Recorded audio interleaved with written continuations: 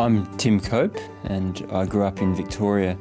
When I was 18, I actually deferred my arts law degree and headed over to England, in fact, and then eventually wound up travelling to Eastern Europe. That was really the beginning of these big adventures. I came back, I wrote a book, we made a film, and then of course I set off on the horses from Mongolia to Hungary, and the rest is history.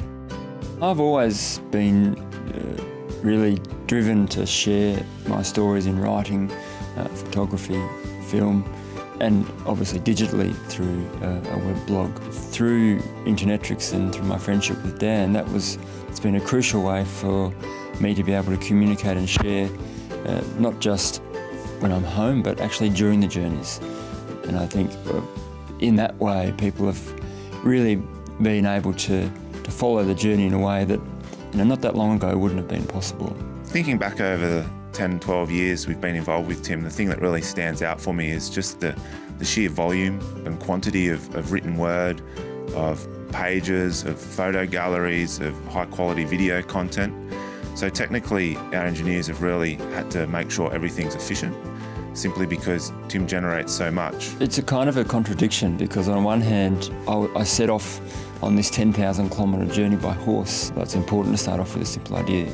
In reality, the trip was much more complicated than that, and part of that involved having quite complex and well thought out, well planned equipment. One of the first bits of equipment I managed to arrange was a satellite phone. The idea was that with the sat phone it would enable me to send stories, messages, photographs back to Internetrix, and they would be able to help me keep a blog and photographs going. And often I'd be sitting in the tent, it could be minus 40 degrees. By this stage the video camera LCD screen will have frozen solid, so that nothing, you couldn't see anything. The batteries that I was carrying would have to be at all times in my pocket, or I'd have to sleep with all of the batteries inside my sleeping bag. And then even with the batteries kept as warm as I could, I'd have probably maximum about an hour and a half before everything went flat, and often I couldn't charge these things more than, say, once a month. So I really had to summon up all my ideas in my head, get on the computer, and I'd be in there in the down jacket, and there'd be frost all around. My dog Tiggin would be curled up in the down bag next to me, and I'd just type away as fast as I possibly could.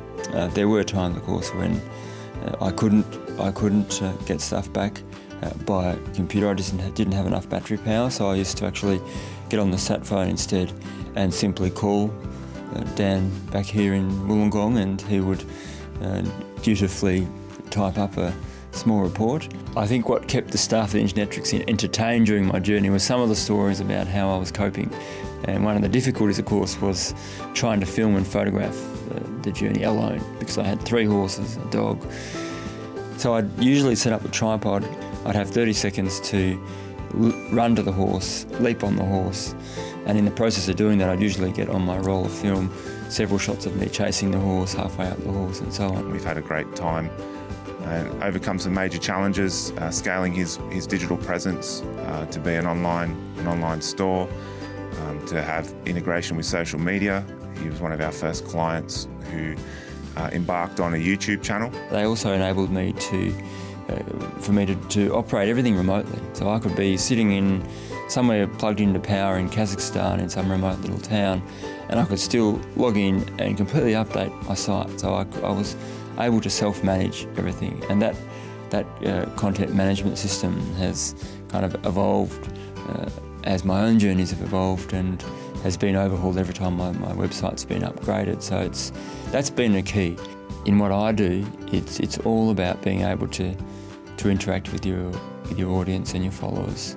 Internetrix has been a long-standing Google Analytics partner, and Tim's certainly been our one customer that has truly got a global audience. For me, over there in the middle of nowhere, it was always a reassuring thing to think that there were people following me and supporting me here, and that somehow I wasn't completely alone.